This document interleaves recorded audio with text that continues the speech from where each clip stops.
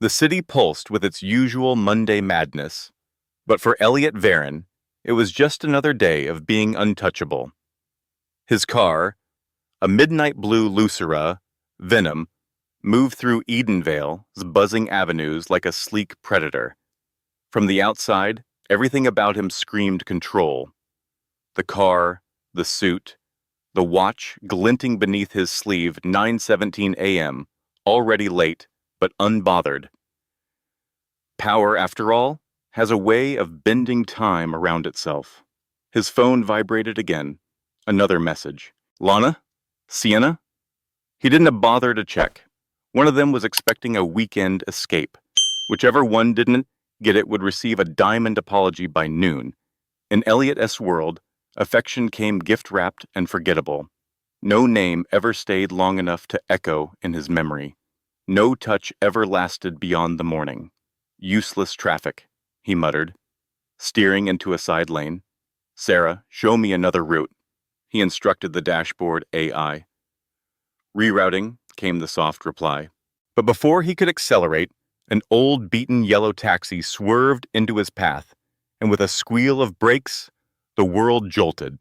The sudden stop threw his coffee across his lap, staining his tailored charcoal gray suit with a bitter brown bloom.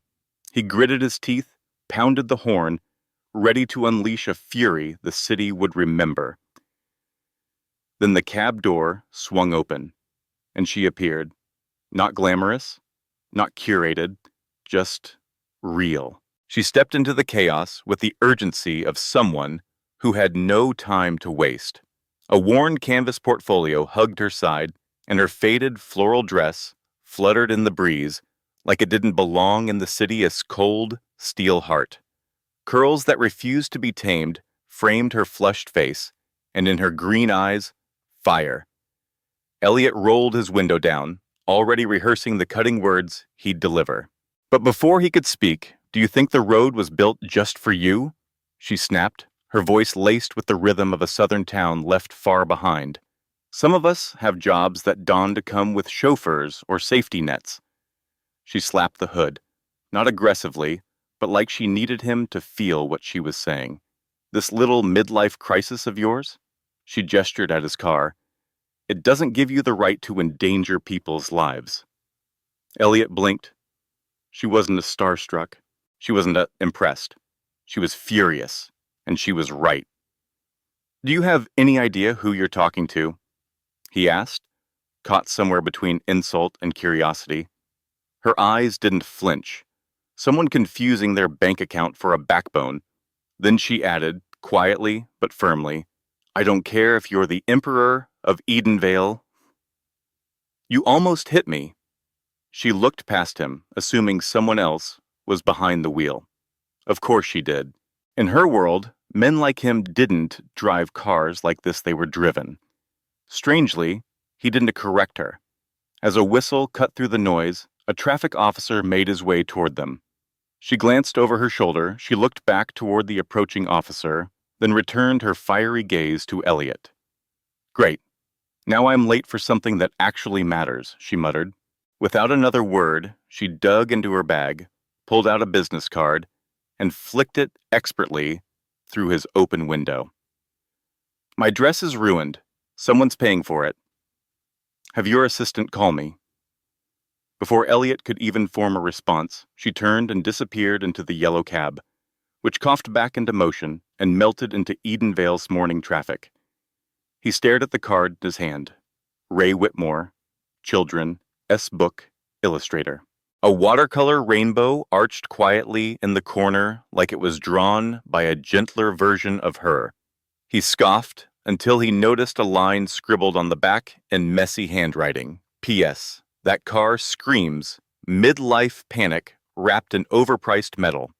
For the first time in longer than he could remember, Eliot Varen, billionaire, boardroom tactician, and certified cynic, let out a real, unguarded laugh. "Sir?" came Sarah's calm voice from the dashboard. "The board is inquiring about your estimated arrival." He slipped the card into his pocket. "Tell them to start without me," he said, eyes still on the street. "I have something more important to follow up on." Ray's cramped studio sat above Mrs. Namira S. flower shop, where the air always smelled like a stubborn blend of jasmine and turpentine. Today, it also carried the bitter scent of frustration. She paced in circles, talking to her one-eyed rescue cat, Milo, who blinked at her from the corner of a paint-splattered drafting table. I missed the pitch meeting, Milo. Wonderland Publishing was my shot, and it all went up in tire smoke because I shared a cab like a responsible adult. Milo didn't answer. He rarely did, but his slow blink said he understood. Her phone buzzed. Unknown number. Bill collector? Publisher? She answered mid-motion, phone pressed between shoulder and cheek, while trying to dry the watercolors that had smeared during her frantic climb up the stairs. Hello? Is this Ray Whitmore? Asked a precise, professional woman on the other end. Yes. If this is about the payment plan, this is Lena Torres, executive assistant to Mr. Eliot Varen of Varen Tech. Ray froze mid-brushstroke. Who? There was an incident this morning involving you and Mr. Varen's vehicle. He'd like to make amends. And then it clicked. That car. That man. The silent arrogance behind the wheel. Wait, he wasn't the passenger? You're telling me he was the driver? She asked. Yes. Mr. Varen personally, Lena confirmed. Ray dropped into her stool like gravity had doubled.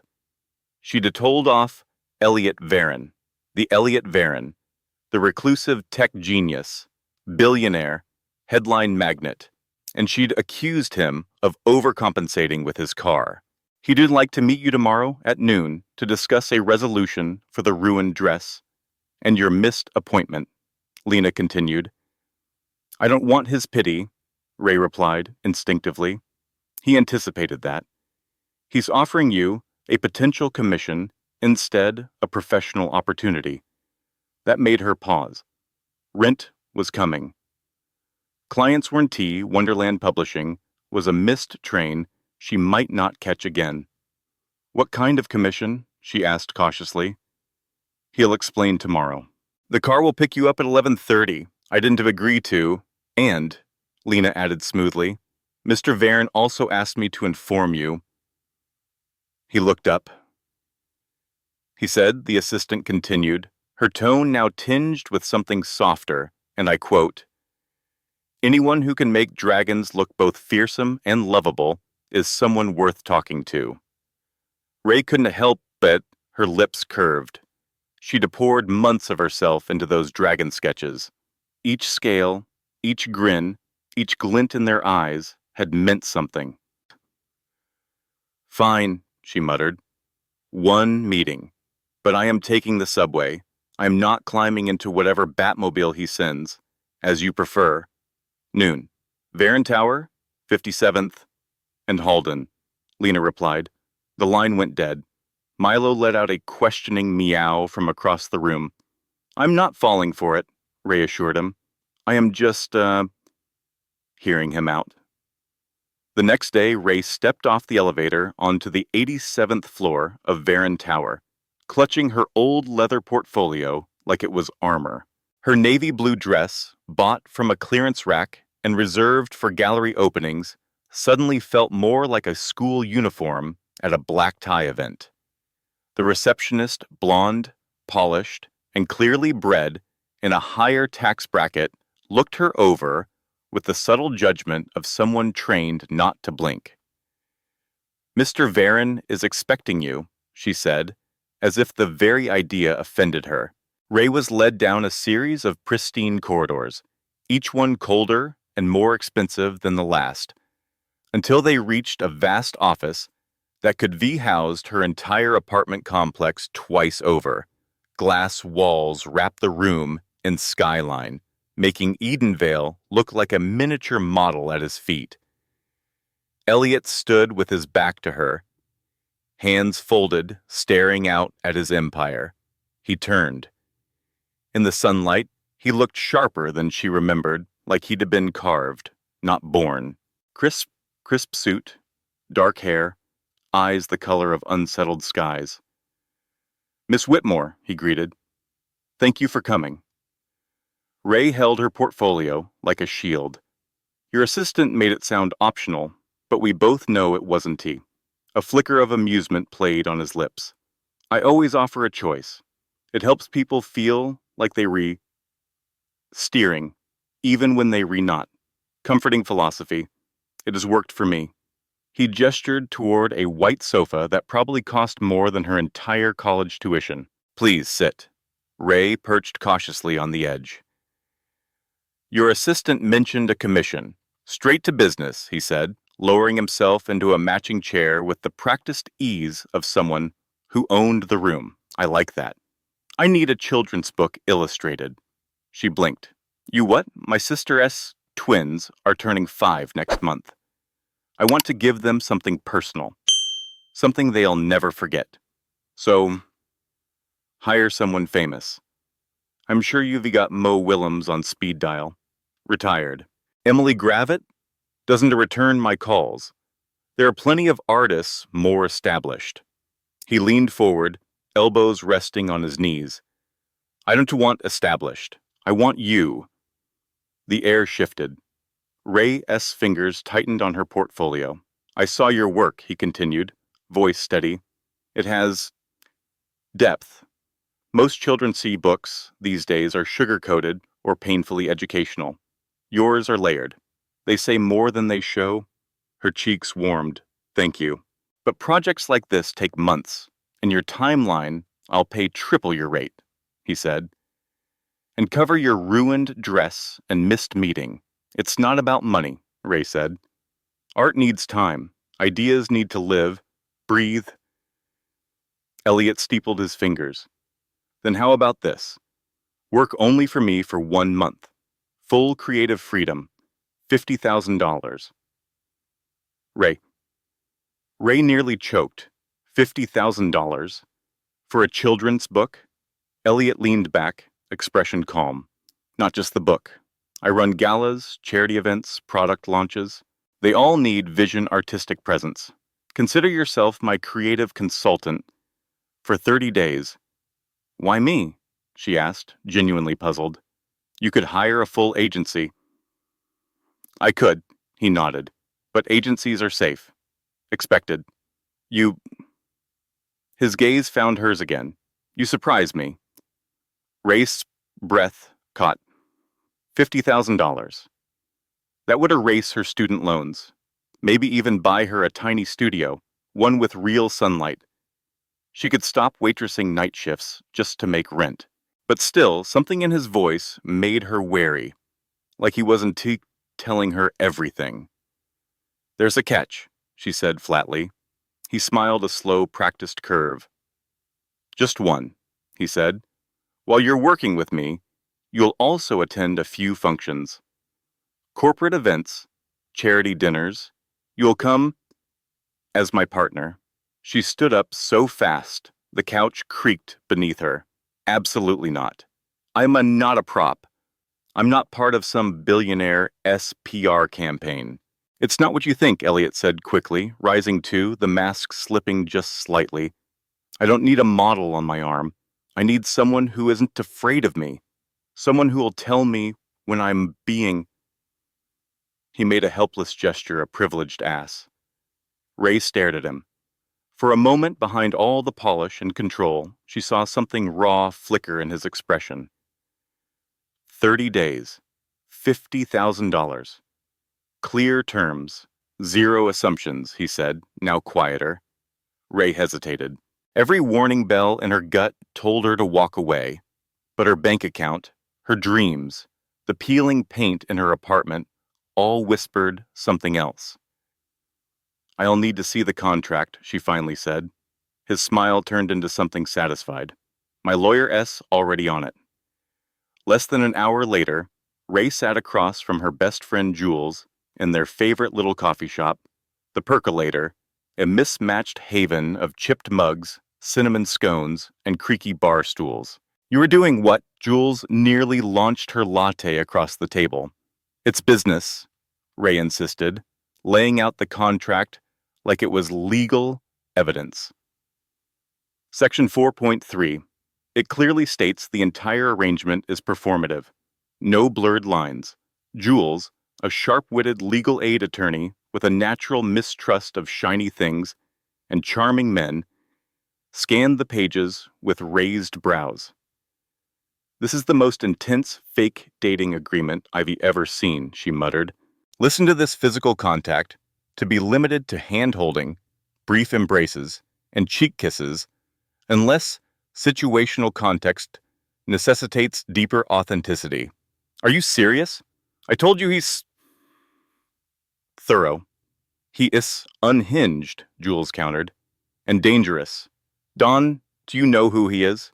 Eliot Varen burns through relationships faster than most people go through toothpaste. He dates actresses, models, and ghosts them without blinking. They call him the Varinator." "That's why it's perfect," Ray replied quietly. "It's not real, and I need this." Jules looked at her, really looked, and her expression softened. "Just promise me you'll keep your guard up." Ray nodded, but inside, her heart whispered a truth she didn't want to admit. She wasn't sure who she needed to guard against more, Eliot or herself. "He wants someone who doesn't care about his billions," Ray said firmly. 30 days. Then I walk away. No strings. No heartbreak." Across the cafe table, Jules gave her a long look over the rim of her latte. "The fact that you think you can fake date a billionaire for a month without catching feelings tells me you've watched too many bad rom-coms." "I hate rom-coms," Ray shot back. "You remember how I threw popcorn at the screen during the proposal? And yet here you are, starring in one." Jules tapped her crimson nail against the thick contract pages. "At least let me review this before you sign. He may have a battalion of lawyers, but you have got me. Deal," Ray said with a grateful smile. 2 days later, she stood in Eliot Varen's penthouse office, modern, pristine, intimidating pen poised above the dotted line. Jules had combed through every word and submitted edits Ray hadn't expected Eliot's team to accept. But they had. All of them. Eliot sat across from her, cool and composed as always. "Second thoughts, Miss Whitmore?" "Just making sure this doesn't involve handing over my firstborn," she joked. "Only your time and limited public affection," he replied smoothly. His tone was casual, but his eyes didn't waver. Ray inhaled, then signed. "There. I've officially sold my soul to the devil in a tailored suit. Most people just call me a shark," he said with a half smile. "Too obvious. Devils are more nuanced." She slid the contract back across the desk. "So, when do we start?" He signed with a steady hand. "Tonight," he said. "Charity gala, Metropolitan Museum, formal attire." Her stomach dropped. "I don't own anything even remotely appropriate for that. Already taken care of." He pressed a sleek button on his desk. "Lena, send in Margot." Moments later, a petite woman with a silver pixie cut swept into the room, measuring tape around her neck, eyes gleaming with purpose. "Oh, she's even lovelier in person," Margot declared, circling Ray like an artist assessing her canvas. "Exquisite bone structure, shoulders like Botticelli's muses." "Ray, this is Margot Durand, my stylist," Eliot said. "She'll get you ready. I didn't agree to it in the contract," he said smoothly. Section 5.2. Appropriate attire will be provided. "You knew I'd sign today." He didn't deny it. "I calculated an 83% likelihood." Before Ray could respond, Margot was already leading her into a suite transformed into a private boutique. Racks of gowns shimmered in the soft lighting. Shoes gleamed. Jewelry sparkled like secrets. "This is insane," Ray whispered. "It's a standard," Margot replied, holding fabrics up to her skin. "For Mr. Varen's engagements. I am not his engagement. I am his consultant." Margot East's smile said otherwise. 4 hours later, Ray barely recognized the woman in the mirror. Her wild curls were swept into an elegant updo. Her freckles glowed beneath warm highlights. The gown, deep emerald silk, clung and flowed in perfect harmony. Elegant, not excessive, subtle, yet powerful. "Is it too much?" she asked softly. A voice behind her answered before she could turn. "It's perfect." Ray turned and froze. Eliot stood at the doorway, immaculate in a midnight black tuxedo that fit him like a second skin. For a brief, breathless moment, neither of them said anything. For the briefest of moments, something flickered behind Eliot's eyes. Was it admiration? Surprise? A kind of quiet awe? Before the practiced composure settled back into place. "You clean up nicely, Miss Whitmore," he said with cool understatement. "You sound surprised, merely appreciative." He offered his arm. "Shall we?" The elevator ride to the lobby was steeped in silence. Though it wasn't the absence of words, it was the tension that hummed quietly between them, like the charged air before a storm. As they approached the sleek black limousine, waiting at the curb, Eliot finally spoke. "There's something I should tell you before tonight." Ray's brow lifted. "Let me guess, your ex will be there. You're secretly married. You break out in hives around shrimp." The corner of his mouth twitched. "My mother will be attending." For some reason, Ray found that far more alarming than any of the alternatives. "Judging by your tone shift, that is terrifying." "My tone didn't shift. It went up at least half an octave," she said, mimicking him perfectly. "My mother will be there." He blinked, caught off guard. "You have a good ear." "I minored in music before switching to illustration." She tilted her head, curiosity piqued. "Why does your mother rattle you?" "She doesn't," he said too quickly. "She just has strong opinions about who I'm seen with. But we are not actually dating. She doesn't know that." The limo glided through Edenvale's sparkling streets, and suddenly, Ray realized something they hadn't discussed. "Wait, what exactly have you told her about me?" Eliot adjusted his cufflinks with the kind of precision that usually preceded a diplomatic crisis. "That you different. Real. That you challenged me. And she bought it? After years of models and heiresses?" "That's why she believed it," he said, looking directly at her. His gaze was unexpectedly sincere. "Because it's true." Before she could reply, the car pulled up to the steps of the Edenvale Museum of Art, transformed into a glowing palace of crystal and light. Photographers swarmed the carpet, their flashbulbs exploding like fireworks. Celebrities glided up the stairs. Paparazzi shouted names. Reporters thrust microphones. Eliot's hand found hers, steady, warm, grounding. "Remember," he said softly, "tonight you are not Ray Whitmore, the artist with overdue rent. You are Ray Whitmore, the woman who brought Eliot Varen to his knees." Her pulse spiked. "Is that in the backstory appendix?" His smile curved, enigmatic. "No, but it's what they all believe when they see how I look at you." And before she could form a reply, the door opened, and they were thrust into a sea of light and noise. "Eliot, over here. Who's the woman with him? Is that Ray Whitmore? Didn't she do that children's book series?" That last question made Ray blink. Someone knew her work. Eliot's arm slid around her waist. His lips brushed her ear. "Smile," he whispered. "The performance begins now." And as they ascended the steps together, cameras flashing, voices echoing, Ray realized she'd just crossed into a world where nothing was as it appeared. Least of all, the man at her side.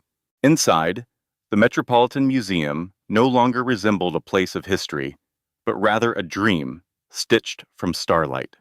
Crystal chandeliers spilled like frozen waterfalls from above. Orchids cascaded down marble columns. waiters floated through the crowd like dancers. And Edenvale S. Elite? They glittered like constellations in human form. This was the Children's Hospital Spring Benefit, the crown jewel of the social season. And Ray Whitmore? She was suddenly at its center. It was a night where generosity and self-promotion waltzed together beneath the chandeliers, cloaked in crystal and charity receipts. The Children's Hospital Benefit was, as always, more sparkle than sincerity. Ray, wrapped in emerald silk, felt like she didn't belong in any of it. Despite Margot's efforts, every strand of hair perfectly pinned, every angle softened and shaped, Ray couldn't stop the thought. They were going to see right through me. Right through. She still bought instant coffee from corner bodegas. Her favorite paint-stained sweatshirt had actual holes in it. "Stop fidgeting," Eliot murmured, his hand resting lightly but firmly at the small of her back. "You look like you are planning a getaway." "I am," she whispered. 3 exits. 4 if you count the kitchen service doors. He chuckled low. "Dawn to bother." The skylights alarmed. "I checked last year."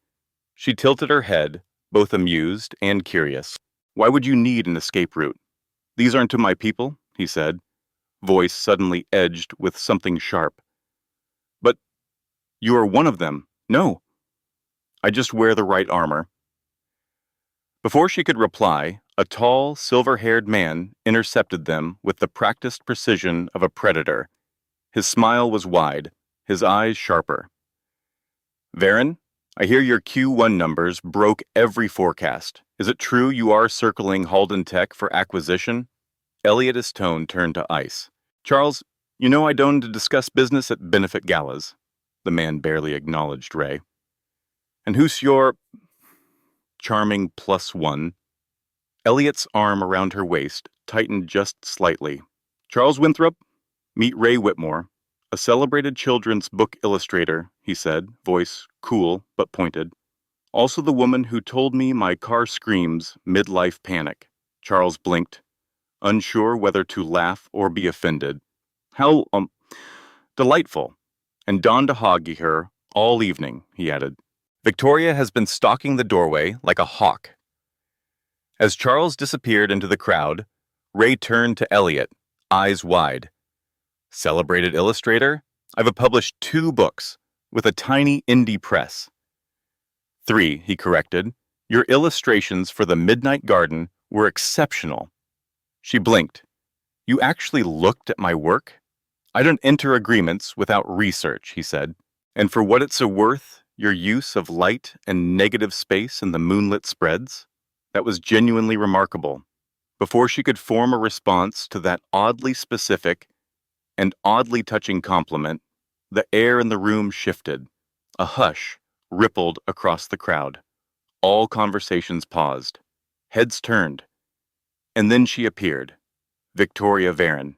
She didn't need to raise her voice or announce her presence. It was simply understood that she was the room. Elegant, poised, ageless, in a midnight gown that glimmered only when she moved. Her silver-streaked hair was swept into an immaculate chignon. Her eyes, Eliot's eyes, missed nothing. "Eliot," she said, offering her cheek. He leaned in, dutiful. "You are late." "Traffic," he said dryly. "You know how it is." She gave him a look. "You enjoy dramatic arrivals." Then her gaze settled on Ray Sharp, curious, polite, only in structure. "And this must be the illustrator you've been so discreet about." Ray extended her hand. "Ray Whitmore." "It's a pleasure, Mrs. Varen." "Victoria, please." Her grip was firm. Her smile never touched her eyes.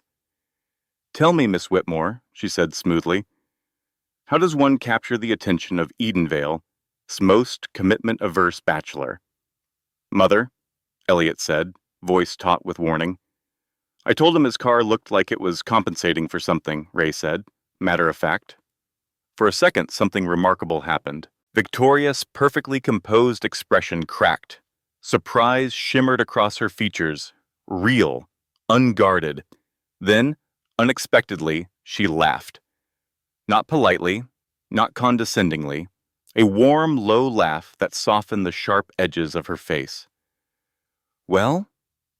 she said at last, glancing from Ray to Eliot, with a glimmer of new interest.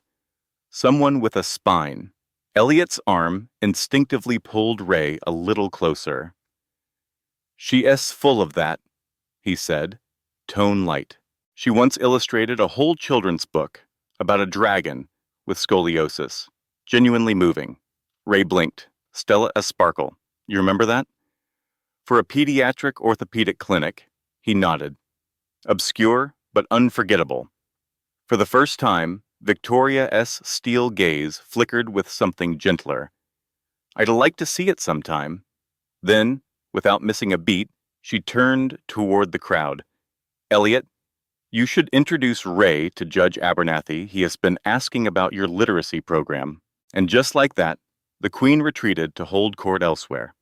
Ray let out a slow breath she hadn't realized she'd been holding. "Did I pass the test?" she asked quietly.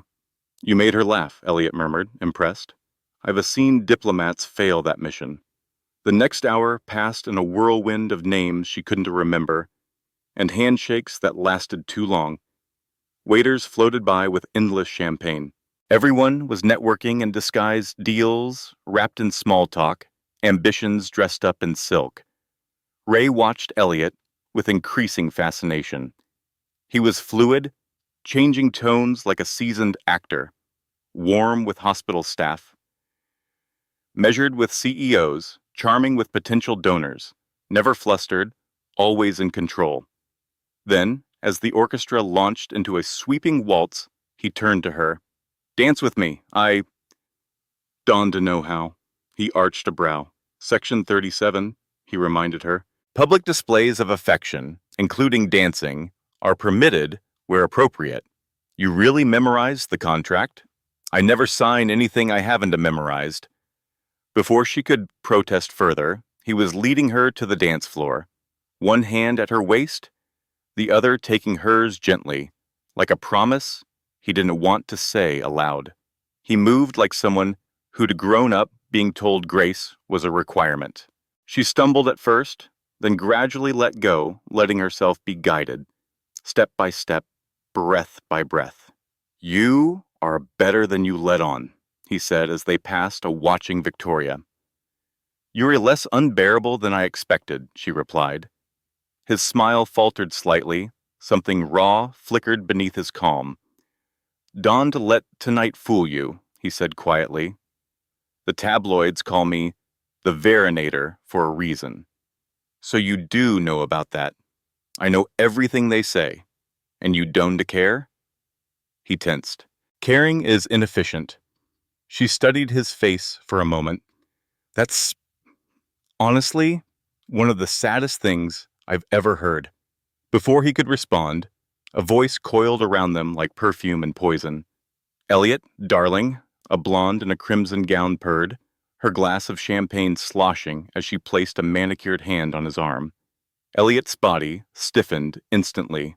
"Sophia, I didn't know you were attending." "Daddy's donation doubled this year," she said with a sugar-coated shrug. Then, with a razor-sharp glance at Ray, "And who's this? Your assistant?" "No," Eliot said smoothly, his hand returning to racy waist with quiet authority. "This is Ray Whitmore, my girlfriend." Ray blinked. "Girlfriend. Sophia Huntington," he continued, voice cool. "We dated briefly last year. 3 months is hardly brief," Sophia replied, her smile brittle. "Though I suppose time moves differently when there's an NDA involved." "In your world, Eliot, time works differently," Sophia said, her voice honeyed with venom. "One moment is sunsets in Santorini, the next it's a courier delivering breakup papers." Ray felt Eliot's posture go rigid beside her. So the rumors were true. Maybe this isn't the time Eliot began, voice low. Oh, I think it's exactly the time. Sophia cut in sharply, turning toward Ray. Her smile was ice-edged. Enjoy it while you can, sweetheart. The passion's great, sure, but the clock's already ticking. 30 days is his record, isn't it, Eliot? Her voice had risen just enough to draw attention. Heads began to turn. Even Victoria, across the room, was now making her way toward them, brows knit with concern. Ray V stayed quiet. It wasn't a her fight. Eliot had clearly earned his reputation, but there was something needlessly cruel about Sophia. Is performance a bitterness disguised as class? So Ray did what she did best. She reframed the story. Actually, Ray said calmly, lacing her fingers with Eliot S. We have been together for 2 months, quietly. Eliot wanted to be sure before introducing me to all this. Then she leaned in slightly, her voice lowered just enough for Sophia alone. And you are right about one thing, she whispered. The passion is phenomenal. Sophia's face flushed, a sharp, unnatural crimson. If you'll excuse us, Ray added, tugging Eliot gently by the hand, I could use some air. They slipped onto the terrace, into the cool breath of spring night. Eliot exhaled a slow, steady breath. Well, that was unexpected. Which part? Ray asked, glancing at him. The ambush or my improvisation? Both. He turned to study her, his expression unreadable but softer.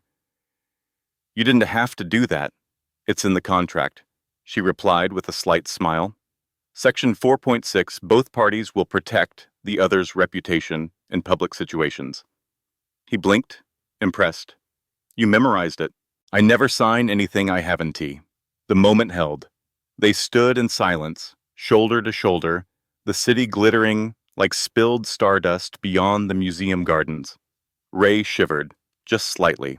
Eliot didn't say a word. He just shrugged off his jacket and placed it gently over her shoulders. Thank you, she murmured, for the jacket and for remembering my work. Most people miss the details, he said, eyes on the skyline. I built an empire, noticing what others donned. Something in his tone, quiet, weighty, made Ray turn toward him. In that dim light, with Manhattan behind him, Eliot Varen looked less like a billionaire and more like a man carrying things no one had ever asked about. Why do you do it? She asked softly. The 30-day endings. The detachment. He hesitated. His jaw worked once before he spoke. Efficiency, he said finally. Clean exits hurt less. That's not a reason. That is a strategy. It's the only one I have. He glanced at his watch. We should go? The charity auction starts in 10 minutes. Time to bid absurd money on average. Art gotta keep the tax gods happy.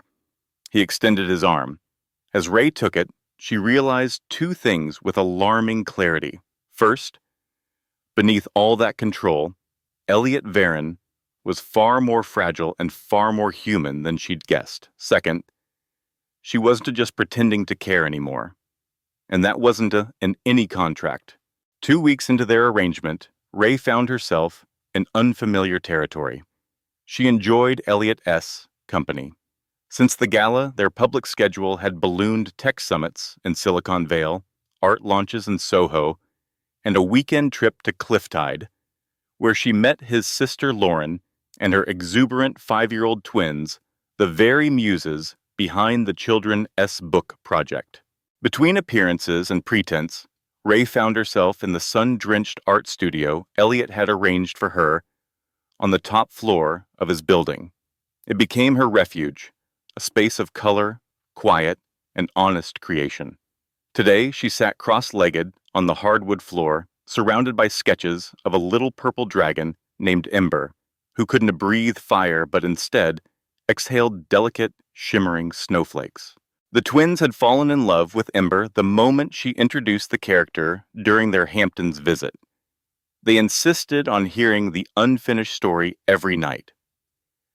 That's not what dragons do, Uncle L, 5-year-old Mia, had declared with the confident authority only a child could wield. Who says? Eliot had asked, lifting her effortlessly onto his shoulders. Everyone knows dragons breathe fire, her twin brother, Luca, added. But what if one didn't? Ray had asked, her voice gentle. What if she breathed something only she could? Something beautiful, something different. The twins had gone quiet, visibly considering the possibility.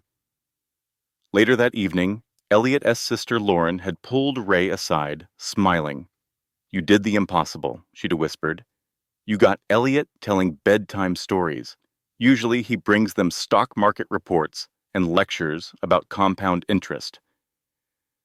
The memory made Ray smile now as she added subtle white highlights to Ember's snowy breath. She was so absorbed she didn't hear the studio door open. That's stunning, came Eliot's voice behind her. Startled, Ray jumped, her brush flying and skittering across the floor. Dante, sneak up on an artist, she said, heart racing. I could be ruined hours of work. Noted, he said, not sounding sorry in the slightest as he retrieved the brush for her. Though I've been standing here for 5 minutes. You were completely elsewhere. She took the brush back carefully, avoiding his fingers. Lately, even the lightest touch sent sparks where no sparks were contractually permitted. It's this called flow state, she murmured, placing the piece aside to dry. Athletes and artists both get it. It's that moment where the world fades and all that's left is the work. Eliot didn't reply at first. Then he cleared his throat. There's been a change of plans for tonight. She raised a brow. Let me guess. The award ceremony got longer. Or now we re-wearing matching outfits and pretending we just got engaged? Actually, we were not going. He adjusted his cufflinks, a nervous habit Ray had begun to recognize. There's somewhere else I'd like to take you. Somewhere personal. Her heart fluttered without permission. Personal as in my childhood home, Connecticut. It is my father's birthday. She blinked. That's not in the contract. I know, he said. That's why I am asking. He ran a hand through his perfect hair, leaving it charmingly tousled. For a moment, he looked boyish, unarmored. You don't have to come, he added quickly. I'll still honor our agreement. This isn't a test. I thought your parents were divorced.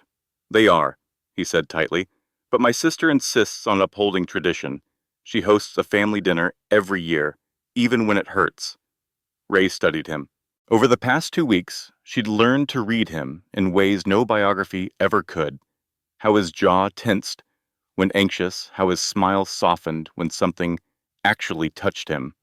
Right now, he wasn't smiling. He wasn't composed. He was vulnerable. These traditions, these people, she said gently, are they the reason you don't do relationships? His eyes met hers, startled by the insight. She didn't need him to answer. You don't have to explain, Ray said softly. If you want me there as your pretend girlfriend or just someone who is there, I'll come. Relief moved across Eliot's face like a wave finally reaching shore. Thank you, he said. We leave in an hour. No gowns, no tuxedos. It's informal. He turned to go, but Ray called after him. Eliot? He paused, hand on the doorframe. What kind of cake does your dad like? He blinked, caught off guard. What? It's his birthday, isn't it? There should be cake. For a beat, something flickered in his eyes, confusion. Maybe even sorrow, then warmth crept in. Quiet and unexpected. Carrot cake, he said, with cream cheese frosting. Got it. Ray smiled. Good to know. As soon as he left, she was on the phone, placing a rush order at a bakery she knew in Connecticut, the kind that understood cake was sometimes more than just dessert. The Varen family estate sat on 10 sprawling acres of curated perfection in Greenhaven, a colonial mansion featured in architecture journals and preservation books. As Eliot's sleek car crunched up the gravel driveway, Ray gripped the bakery box like a lifeline. You grew up here? She asked, eyes widening at the stately columns and towering windows. It looks like a historical landmark. It felt like one, Eliot murmured. Admire, but dawn to touch. Observe, but never disturb. That was the theme of my childhood. Before she could respond, the front door burst open and Lauren appeared, waving enthusiastically, the twins trailing behind her like two ecstatic shadows. Uncle L! Ray! They yelled in unison, darting toward the car. Ray barely made it onto the walkway before she was enveloped in hugs, one clinging to each leg. Did you bring more dragon drawings? Luca demanded, eyes wide. Not today, Ray said, crouching down. But I am sketching a scene where Ember builds a castle out of snowflakes. Can we be in it? Mia asked eagerly. We'll see, Ray laughed. She hadn't thus expected to grow this fond of them, but their joy was magnetic. Lauren approached and embraced Ray warmly. Despite her softer features, the resemblance to Eliot was unmistakable. Thank God you came, Lauren whispered. Maybe you can help diffuse the walking tension bomb inside. Eliot's expression darkened. Mother S here? Arrived an hour ago. Dad's flight got delayed, so they've been circling each other like two apex predators.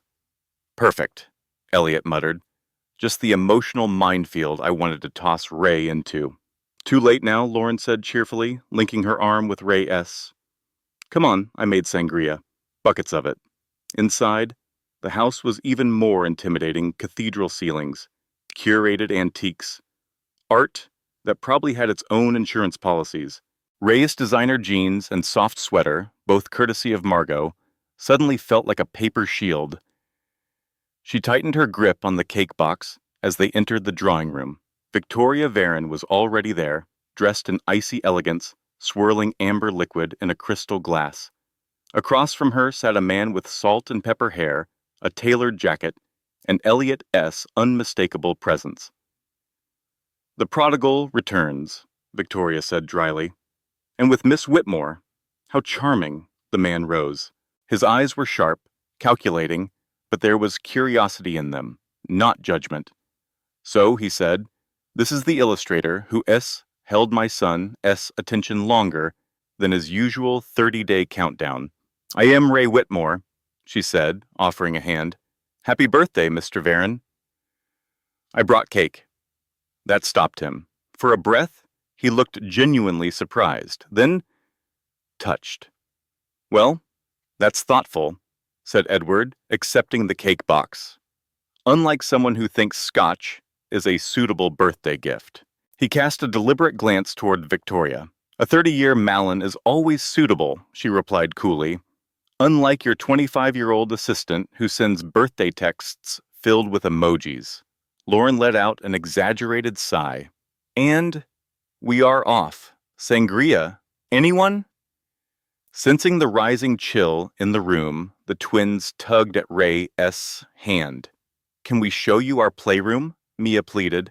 Relieved by the invitation, Ray passed the cake to Lawrence and let the children lead her upstairs, leaving Eliot behind to navigate the minefield of family diplomacy. The playroom looked like it had been lifted from a luxury toy catalog. Shelves overflowed with pristine puzzles, miniature vehicles, games, and plush animals that still bore price tags. Uncle Eliot gets us the best presents, Luca said proudly, climbing into a rideable Tesla. But he never plays, Mia added, quieter. Like at the beach house, he just watches. Ray assolutamente. Ached at the image, Eliot, perched at a distance, observing joy like it was something behind glass. She helped the kids build a pillow fort shaped like a castle, complete with snowflake flags in honor of Ember the dragon. After they settled into a tea party with invisible guests, she excused herself to find a bathroom. Wandering through the upper hallway, Ray passed a door left slightly open. She paused. Inside was a bedroom frozen in time. Trophies lined the shelves, Academic medals glinted under dim light. MIT banners adorned the walls. Framed patents, hung like other teenagers, might hang band posters. And there, sitting on the edge of the bed, was Eliot. He didn't hear her at first. He was staring at a photograph in his hands, completely still. When Ray accidentally shifted her weight on the floor, he looked up, startled. "Sorry," she said quickly. "I was just looking for the bathroom." "2 doors down," he replied automatically, but didn't hide the photo. Something in his stillness made her pause. Then she stepped inside. "You okay?" "Family gatherings always bring out the best in people," he said with a half laugh. But it was hollow. The bitterness was in his voice, but not his eyes. Ray sat down beside him. She glanced at the photo. A young Edward Varen, beaming and proud, stood with an even younger Eliot, both holding a science fair trophy. Their smiles were identical. "What happened?" Ray asked gently. For a moment, she thought he wouldn't answer. Then softly, like pulling a thorn from a wound, "Success," he said. "My father built Varentech from nothing. Millionaire at 30, billionaire by 40, but somehow, it was never enough." He stared ahead, voice flat now. "The executive assistants my mother mentioned? They weren't rumors. The last one, Candace, 23, posted their affair on Instagram. My mother found out from her tennis partner, whose daughter followed Candace."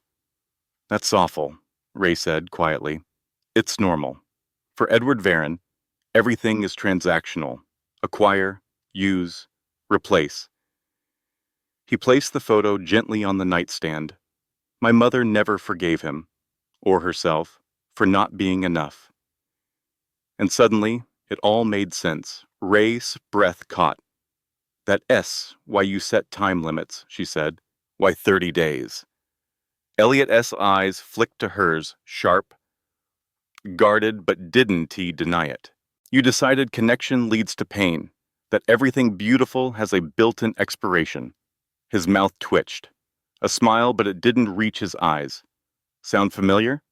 The weight of it landed like a stone in her chest. Eliot wasn't just protecting himself.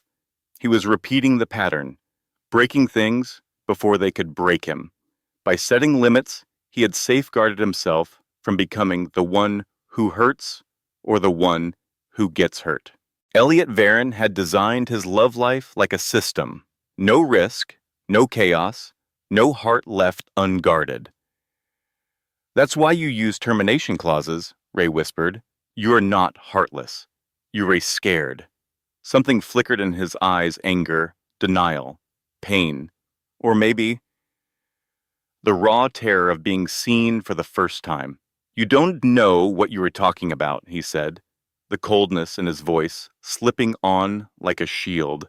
This he stood. This was a mistake. "We had a deal, Ray, professional boundaries." He didn't look at her when he added, "This whatever it is was never part of the contract." Before Ray could answer, Lauren appeared in the doorway, like an accidental lifeline. "Dinner's ready." And Dad's opened the 82 Bordeaux, which means things are about to get interesting. "You two coming?" Eliot's composure snapped back into place with unsettling speed. "Of course," he said smoothly. "Wouldn't miss it." As they followed Lauren downstairs, Ray felt something shift, something permanent. She had seen him without the mask. The child who had learned to control everything because he couldn't control what broke him. The man who built walls not to isolate himself, but to survive. And worst of all, she realized she cared, not out of pity, not out of obligation, but from somewhere frighteningly real and entirely outside their agreement. The final 2 weeks of their arrangement stretched out like a quiet battlefield. Every smile too rehearsed, every touch avoided with meticulous care, and every shared glance too loaded to carry safely. Despite the contract, despite the logic, despite everything Ray Whitmore was doing, the one thing forbidden in fake relationships, she was falling in love with the man who had made an art of leaving first. Day 30 arrived under a heavy sky. Dark clouds coiled above Manhattan, casting shadows over glass towers and hearts alike. Ray stood at the window of Eliot's penthouse, watching the city prepare for rain. 30 days. No more, no less. Just as the contract outlined. Since the birthday dinner, things had subtly, irrevocably shifted. Eliot had buried himself in work business meetings, travel, distance. She had buried herself in her illustrations, painting late into the night in the studio he gave her. They moved around each other like celestial bodies pulled by something unseen, unable to collide. Everything perfectly professional. Section 4.2, honored to the letter. And it was excruciating. The final draft is done, Ray said quietly, sensing his presence before she saw him.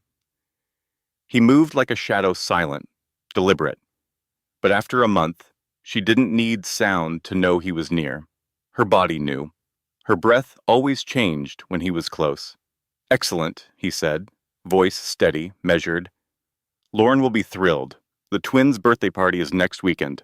Ray nodded, eyes still fixed on the city. Her reflection in the glass looked foreign now.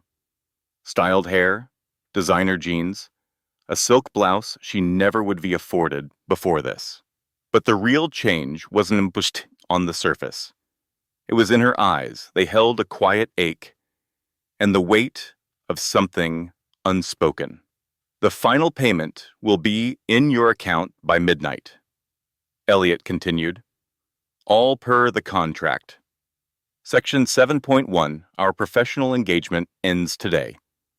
NDA remains in effect for 2 years. I remember, Ray said. At last, Ray turned to face him.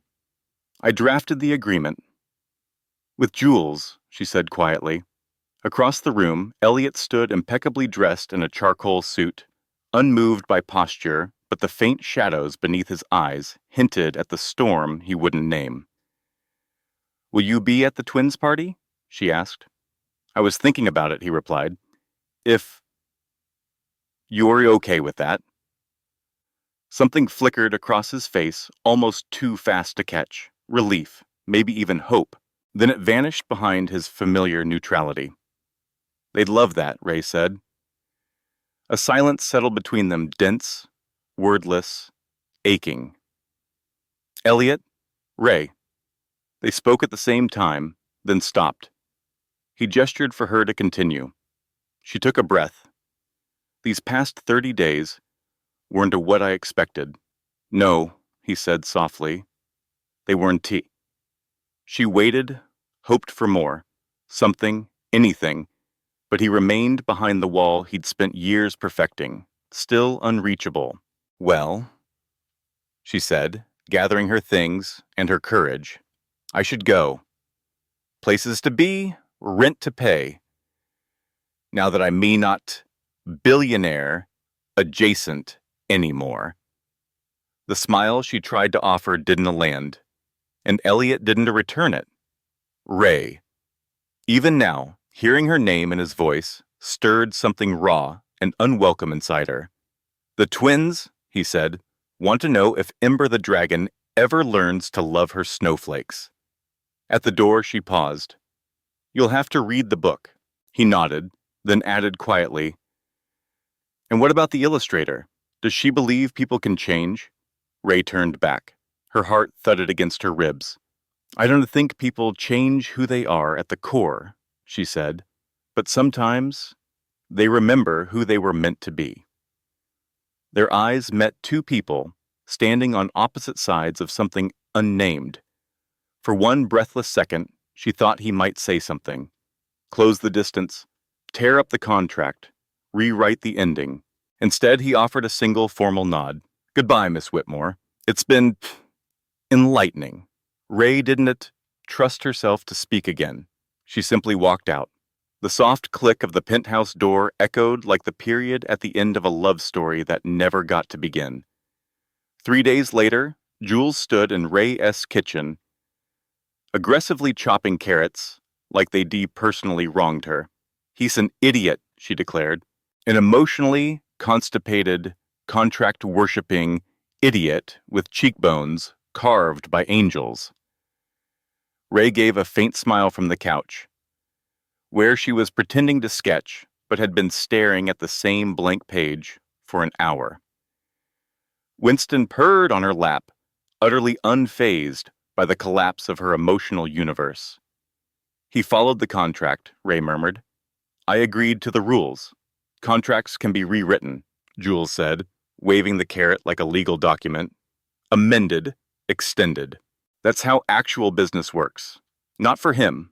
He's known for honoring the letter of the deal. And infamous, Jules added gently, for never breaking that pattern. She set the knife down, her voice softening. Oh, Ray, you really fell for him, didn't you? Ray didn't answer. She didn't have to. The silence was enough. What are you going to do now? Jules asked. It was the question that had haunted Ray for days. What do you do when something temporary leaves a permanent mark? When a performance turns into something painfully real? When the only thing separating you from possibility is a line drawn in ink? Ray looked down at the blank page. I'm going to draw, she whispered, and this time she meant it. I'm going to create something honest, Ray said, her voice calm but resolute, and then I'm going to send it to a man who has always chosen rules over risk. Jules smiled slowly, like someone watching a friend rediscover her own fire. That's my girl.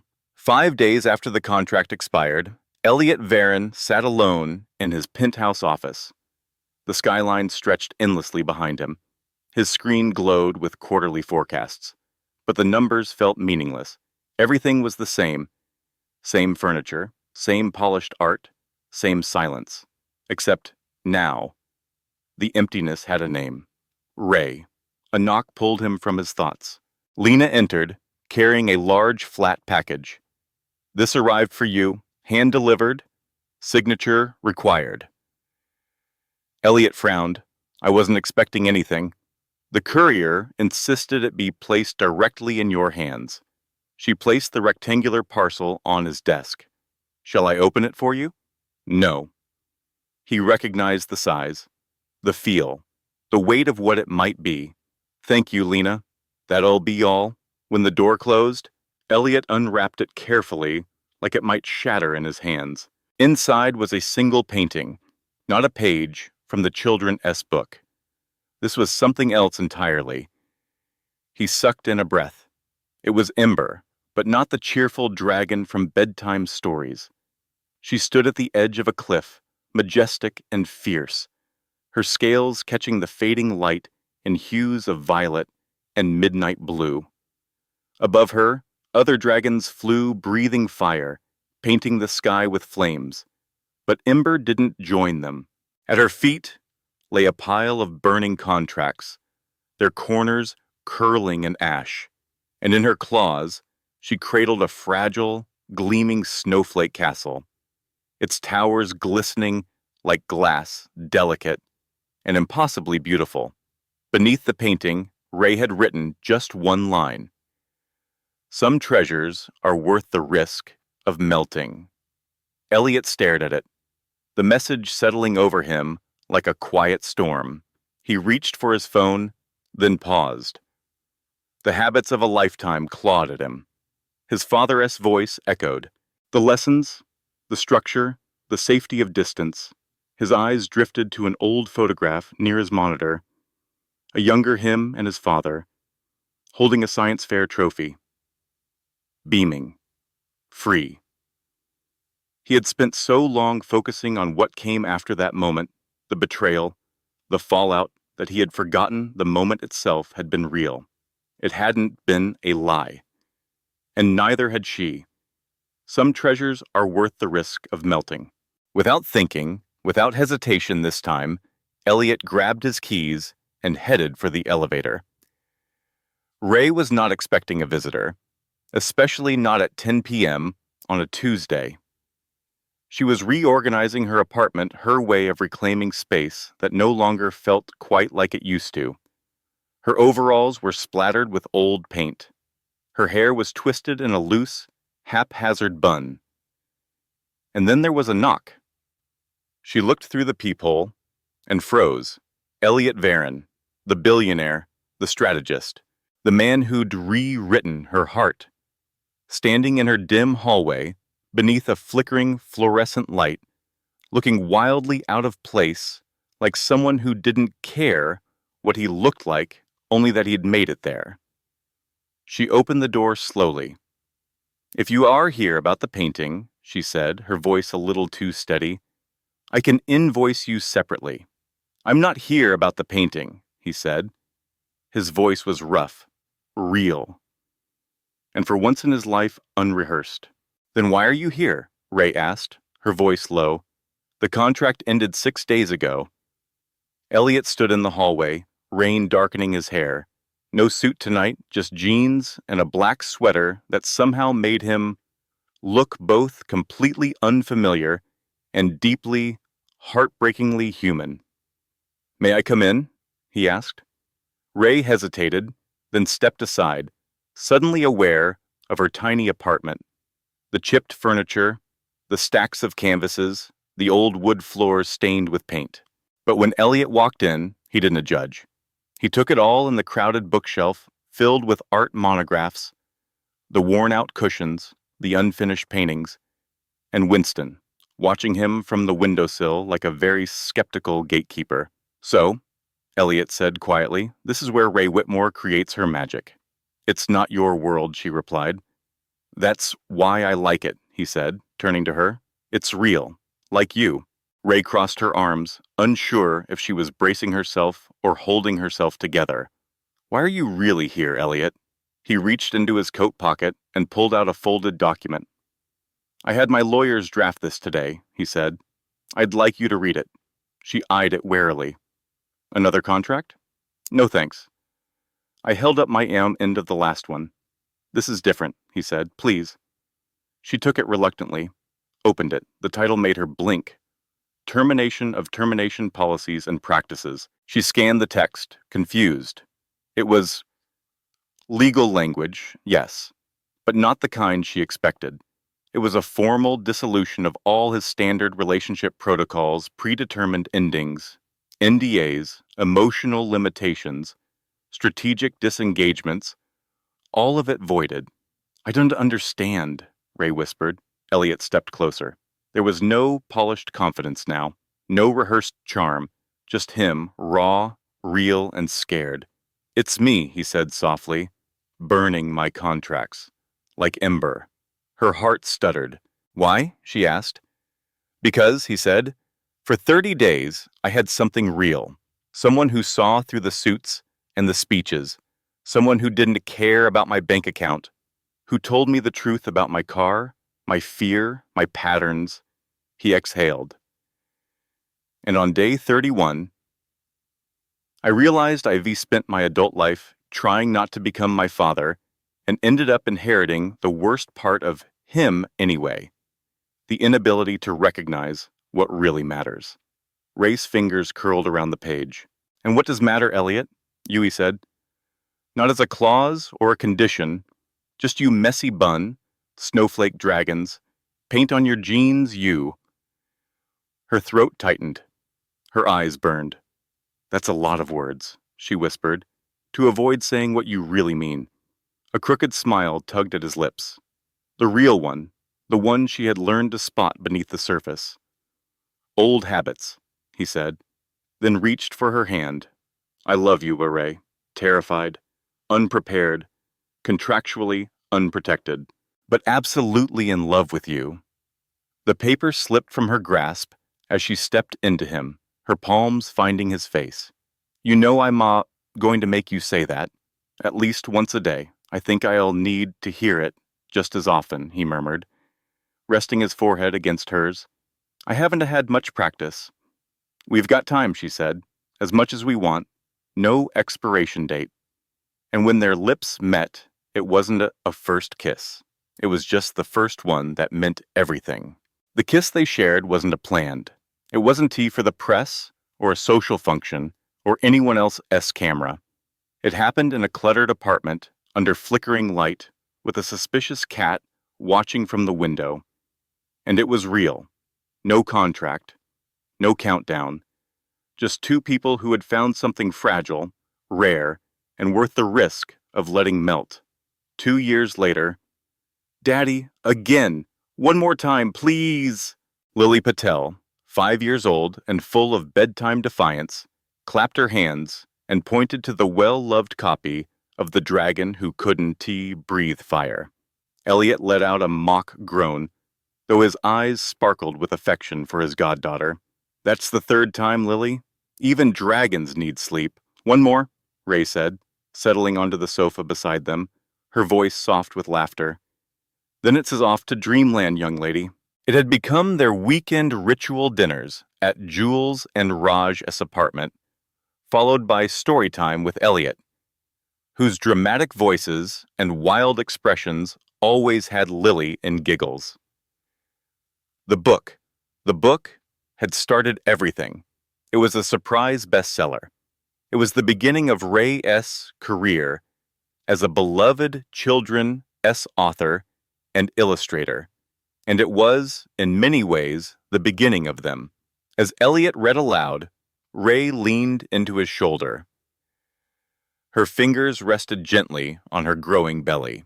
A modest diamond glinted on her hand, not the kind of ring people expected Eliot Varen to propose with no flashy center stones or PR-ready sparkle. Just a delicate, vintage band Ray had fallen in love with in a little shop window. Perfectly imperfect, like them. Their life wasn't what either had pictured.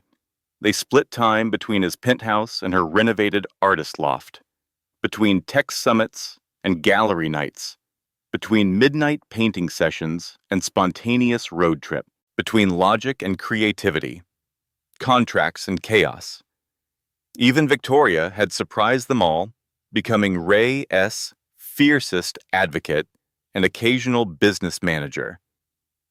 Edward was trying, in his own halting, stubborn way. He was present now, a grandfather in progress. The Varen Foundation had shifted course to now funding arts education for children in underserved communities, with Ray leading programs that brought storybooks and paintbrushes to tiny hands across the country. Eliot still ran his empire, but his workdays were shorter. He called it his time for non-contractual obligations, date nights, game nights, Saturday mornings tangled in sheets, no forms to sign, just life. As he reached the end of the story, Eliot's voice softened, and Ember realized. He read, cradling Lily closer, his free hand reaching instinctively for Ray S. That being different wasn't something to fix, but something to share. He paused, eyes on the page.